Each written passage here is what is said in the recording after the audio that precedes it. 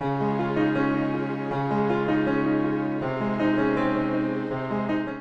el fundador de l'associació Cine Dolore i dia 13 de gener donaré una tertúlia a l'Ateneu de Maó que serà titulada Menorca World Cine Dolore Park, o sigui, Menorca, un parc temàtic contra el dolor.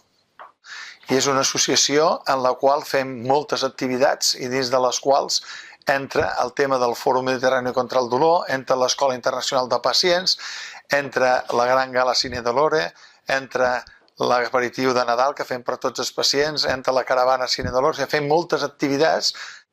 I la forma de blindar que s'ho fa a Menorca és perquè Menorca és una illa Cine Dolore, vull dir, és un parc temàtic contra el dolor. I dins del parc temàtic del dolor doncs, tenim la idea de Menorca, gràcies a Déu, que és petitona i tot està a prop, desenvolupant la idea de parc. Què vol dir? Que el parc té el seu aeroport, que és l'aeroport de Menorca, i els avions a terra, allà li diuen per megafonia, benvinguts a Menorca, amb AENA, ens ajuden amb això, no? Vull dir, els metges quan a terra ja reben la benvinguda al fora a l'illa Cine Dolore. Després passen els cotxes, passen per les rotondes. Tots els restaurants a principi de mai esperen el turisme aquest com a locos perquè és un turisme que gasta. Les botigues també, Cine Dolore. Després anem als teatres fent la gran gala contra el dolor que venen del Liceu de Barcelona a cantar per tots els pacients i venen tots els polítics i entregam els premis d'investigació, els premis dels treballs d'investigació que s'han presentat en el congrés, els entregam en el teatre. Vull dir, tot això genera un clima. A més, la història que té Menorca del Llaçeret, de l'Illa del Rei, vull dir, tenim una història molt gran en tipus de medicines de fa molt d'anys. Tenim el primer hospital d'Europa a l'Illa del Rei. I això és molt important de cara que en un moment donat surti un medicament nou, surti una tecnologia nova i puguin dir on te'l anem a presentar.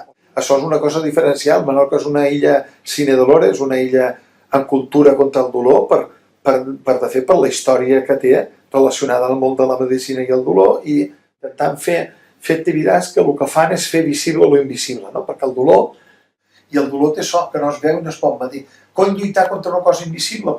Si la fem visible, la fem més feble. Qui no té un pacient, qui no té un familiar, qui no té un amic, qui no té qualcú afectat del dolor.